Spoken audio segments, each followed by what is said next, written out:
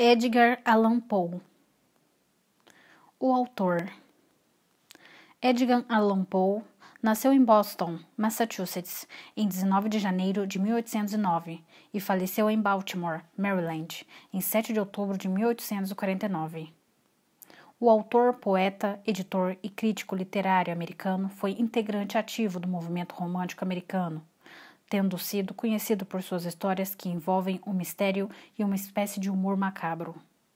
Poe foi um dos primeiros escritores americanos de contos e geralmente é conhecido como o precursor e inventor do gênero de ficção policial, recebendo também o crédito pela contribuição ao emergente gênero de ficção científica. Além dessa façanha, Poe também foi conhecido como o primeiro escritor americano a tentar fazer da escrita seu único meio de ganhos. Daí sua total imersão no mundo literário, o que lhe resultou vida e carreira financeiramente atribulados. Poe teve uma história complexa e cheia de reviravoltas. Ficou órfão de mãe ainda jovem, logo após o pai abandonar a família. Foi morar com a família Allan da Virgínia, mas nunca foi formalmente adotado. Sua juventude foi passada entre bebidas e mulheres, tendo frequentado apenas por um semestre a Universidade da Virgínia. Sua vida familiar foi tumultuada, tendo saído para uma carreira militar por 2 anos depois de uma discussão com o pai adotivo. Ao ser dispensado, deu início à carreira de maneira humilde e singela, com a publicação de uma coleção anônima de poemas chamada Tamerlane and Other Poems, 1827. Edgar Allan Poe acabou mudando o foco de sua escrita para a prosa e passou anos trabalhando em revistas e jornais, sendo que seu poema mais célebre, The Raven, O Corvo, foi escrito em 1845, tendo se tornado sucesso instantâneo. 2 anos após a publicação do poema, sua esposa, Virginia, faleceu de tuberculose e 4 anos após o marco de sua carreira, com seu poema mais conhecido, Poe teve sua vida ceifada aos 40 anos, de forma até hoje desconhecida, sendo especulado que o abuso de álcool, drogas, congestão cerebral, cólera, raiva, tuberculose, doenças cardiovasculares e suicídio possam ter sido uma das muitas atribuições ao fato. Poe e suas obras exerceram influência na literatura nos Estados Unidos, bem como ao redor do mundo, mesmo em campos especializados como cosmologia e criptografia. Seu trabalho magnífico aparece ao longo da cultura popular e permanece imortalizado na literatura, música, filmes e televisão. Muitas casas das quais vive hoje são museus visitados por fãs de seu estilo. O Barril de Amontilado, 1846. E nenhum poema será tão grande, tão nobre, tão verdadeiramente digno do nome de poesia quanto aquele que foi escrito tão só e apenas pelo prazer de escrever um poema. Edgar Allan Poe. As 1000 ofensas de Fortunato as suportei da melhor forma que pude. Mas quando ele se atreveu a me insultar, jurei vingança. Você que conhece tão bem a natureza de minha alma, não há de supor, entretanto, que tenha dado voz a uma única ameaça. Em algum momento eu seria vingado. Isso era ponto pacífico. Algo tão definitivamente decidido eliminava a ideia de risco. Eu não devo apenas punir, mas punir com impunidade. Um erro não é corrigido se o vingador é punido pela vingança. Da mesma forma, não é corrigido quando o vingador fracassa em se fazer sentir como tal por quem cometeu o erro. Deve ficar claro que, nem pela palavra, nem pelo ato, dei a Fortunato motivo para duvidar de minha boa vontade. Continuei como de costume a sorrir para ele, e ele não percebeu que meu sorriso agora vinha da ideia de sua imolação. Ele tinha um ponto fraco. O Fortunato, embora em outros aspectos fosse um homem a ser respeitado e até mesmo temido. Ele se gabava de conhecer vinhos. Poucos italianos têm um verdadeiro espírito virtuoso. Na maioria das vezes, seu entusiasmo é adotado para servir ao momento e à oportunidade, para praticar alguma falseta sobre os milionários britânicos e austríacos. Na pintura e nas joias, Fortunato, assim como os compatriotas, era um charlatão, mas em matéria de vinhos antigos ele era sincero. Nesse aspecto, eu não diferia dele de forma significativa. Eu era habilidoso nas safras italianas e comprava grandes quantidades sempre que podia. Era quase crepúsculo em uma noite durante a loucura suprema da época de carnaval, quando encontrei meu amigo. Ele se aproximou de mim com uma simpatia excessiva, porque tinha bebido demais. O homem usava uma fantasia de bufão. Trajava uma roupa justa e listrada, e na cabeça um chapéu cônico com guizos. Fiquei tão satisfeito por vê-lo, que pensei que eu nunca mais deixaria de apertar a mão dele. Eu lhe disse: meu caro Fortunato, foi uma sorte encontrá-lo. Você hoje está surpreendentemente bem. Mas recebi um barril do que parece ser amontilado, e tenho lá minhas dúvidas. Como? Disse ele. Amontilado? Um barril? Impossível. E no meio do carnaval. Tenho minhas dúvidas, respondi. E fui tolo bastante para pagar todo o preço de um amontilado sem consultá-lo sobre a matéria. Não conseguia encontrá-lo e estava com medo de perder a barganha. Amontilado. Tenho minhas dúvidas. Amontilado. E tenho que esclarecê-las. Amontilado. Como você está ocupado, estou a caminho da casa do Lucchesi. Se alguém tem instinto crítico, é ele. Ele me dirá: Lucchesi não consegue discernir amontilado de xeres. E ainda assim, alguns tolos acham que o paladar dele se equipara ao seu. Venha, vamos lá. Para onde? Para seus porões. Meu amigo, não vou abusar de sua boa vontade. Percebo que você tem um compromisso. Lucchesi. Não tenho nenhum compromisso. Vamos. Meu amigo, não. Não é o compromisso, mas o resfriado forte com o qual percebo que você está aflito. Os porões são insuportavelmente úmidos.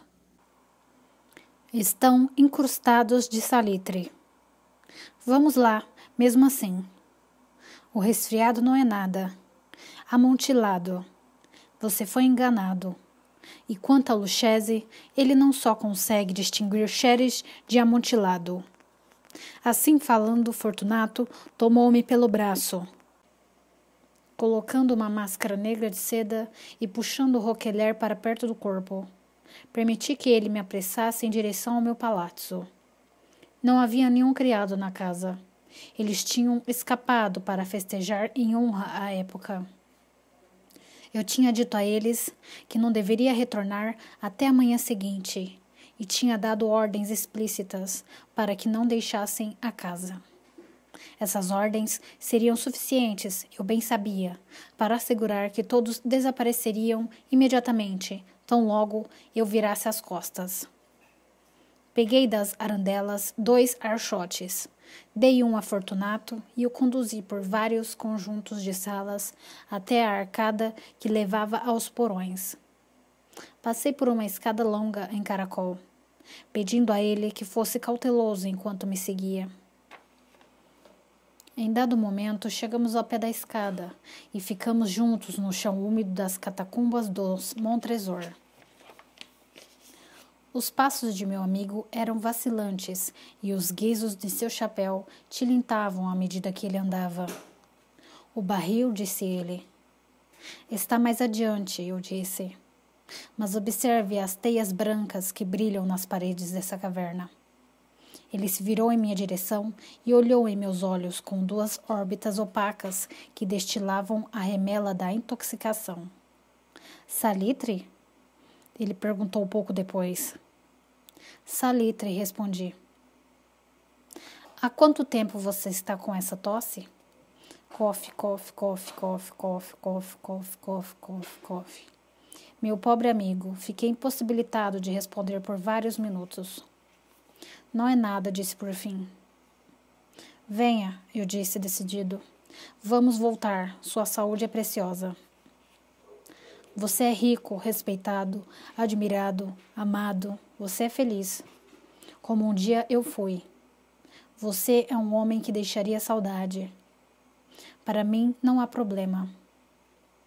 Vamos voltar, você vai ficar doente e eu não posso ser o responsável. Além disso, o Lucchese... Basta, ele disse. A tosse não é grande coisa. Não vai me matar. Não vou morrer de uma tosse. Verdade, verdade, respondi. E de fato não tenho intenção de alarmá-lo à toa, mas você deveria usar de toda a precaução. Um gole desse Medoc vai nos proteger da umidade. E então dei um tapinha no gargalo de uma garrafa retirada de uma longa fileira de conterrâneas que descansavam sobre o mofo. Beba, eu disse, oferecendo a ele o vinho. Ele o levou aos lábios com um olhar lascivo. Fez uma pausa e balançou a cabeça para mim com informalidade, com os guizos tilintando. Bebo, ele disse, aqueles que repousam ao nosso redor. E eu para que você tenha vida longa. Ele pegou meu braço mais uma vez e seguimos em frente. Esses porões, ele disse, são extensos. Os Montresor, respondi, eram uma família importante e numerosa. Como é mesmo o brasão da família? Um enorme pé humano de ouro e um fundo azul celeste. O pé esmaga uma serpente enfurecida, cujas presas estão enterradas no calcanhar. E o lema? Nemo me impune lacescite. Bom, disse ele. O vinho faiscava nos olhos dele e os guizos tilintavam. Até mesmo minha imaginação se aqueceu com o Medoc. Passamos por paredes de ossos empilhados, com pipas e tonéis misturados, até os recessos mais profundos das catacumbas. Parei mais uma vez. E dessa vez fui enfático e segurei Fortunato pelo braço, acima do cotovelo. O salitre, eu disse. Está vendo? Ele aumenta. Pende como mofo nos porões. Estamos embaixo do leito do rio. As gotas de umidade pingam entre os ossos. Venha, vamos voltar antes que seja tarde demais. Sua tosse. Não é nada, disse ele. Vamos em frente. Mas antes, outro gole do Medoc. Abri um garrafão de De Grave e o entreguei a ele. Ele o esvaziou de um só fôlego. Os olhos piscavam com uma luz violenta. Ele riu e atirou a garrafa para cima com um gesto que não entendi. Olhei para ele com surpresa. Ele repetiu um movimento grotesco. Você não compreende? Perguntou. Não, respondi. Então você não é da Irmandade. Como assim? Você não é maçom. Sim, sim, eu disse. Sim. Você, impossível. Um maçom? Um maçom, respondi. Um sinal, ele disse. Um sinal. Ei-lo, respondi, tirando uma espátula das dobras do meu roquelaire. Seu galhofeiro, ele exclamou, recuando alguns passos. Mas vamos prosseguir até o amontilado. Que assim seja, disse eu, recolocando a ferramenta sob a capa e mais uma vez oferecendo o braço a ele. Ele recaiu pesadamente sobre meu braço. Continuamos em nossa rota em busca do amontilado. Passamos por uma cadeia de arcos baixos. Descemos, atravessamos e descemos outra vez. Chegamos a uma cripta profunda, na qual a podridão do ar fazia com que nossos archotes mais brilhassem do que flamejassem. No ponto mais remoto da cripta, aparecia outro espaço ainda menor. Suas paredes tinham sido cobertas com restos mortais, empilhados até o alto do porão, como nas grandes catacumbas de Paris. 3 lados dessa cripta interior ainda estavam ornamentados dessa maneira. No 4º lado, os ossos tinham sido arrancados e jaziam promiscuamente sobre o chão, formando uma pilha de bom tamanho em um ponto. Na parede, assim exposta pelo deslocamento dos ossos, podíamos perceber que havia ainda outro recesso, com mais ou menos 1 metro de profundidade e uns 90 centímetros de largura, e cerca de 2 metros de altura. Parecia não ter sido construído com um fim específico, mas simplesmente formava o espaço entre 2 dos enormes suportes no teto das catacumbas, e tinha ao fundo uma das paredes circundantes de granito sólido. Foi em vão que Fortunato, erguendo a tocha fraca, empenhou-se em espreitar a profundeza do recesso. A luz frágil não nos permitia ver o fim. Vá em frente, eu disse. Lá dentro está o amontilado. Quanto ao Lucchese, ele é um ignorante, interrompeu meu amigo, dando passos vacilantes para a frente, enquanto eu o seguia bem de perto. Em um instante, ele chegou à extremidade do nicho e, vendo seu progresso impedido pela rocha, ficou ali desnorteado. No instante seguinte, eu o tinha agrilhoado ao granito.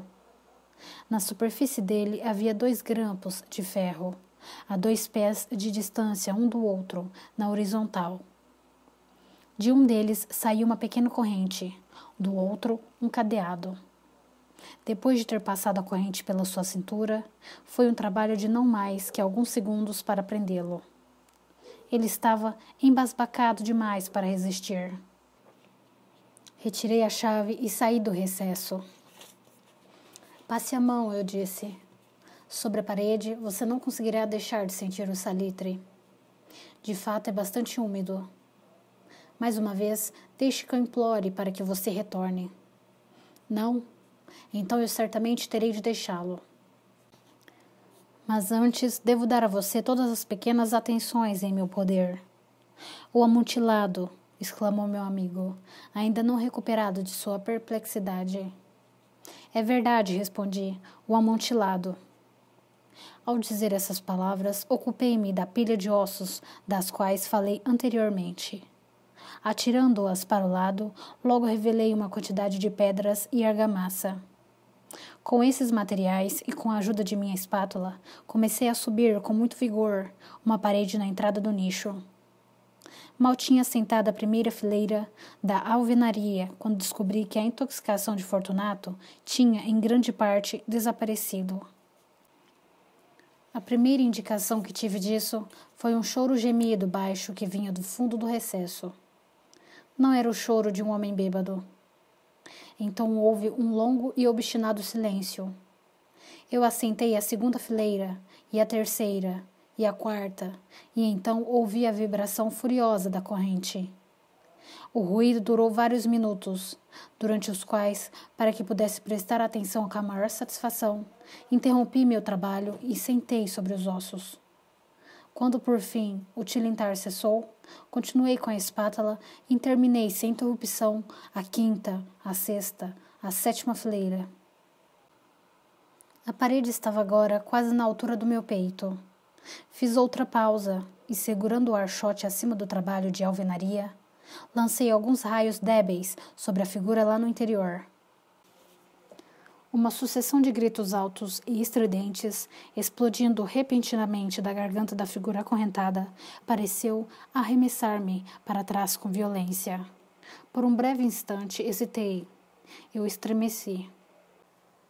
Desembainhei o espadim e com ele comecei a escarafunchar o recesso, mas a reflexão de um só instante me deixou tranquilo. Coloquei minha mão sobre a estrutura sólida das catacumbas e me senti satisfeito.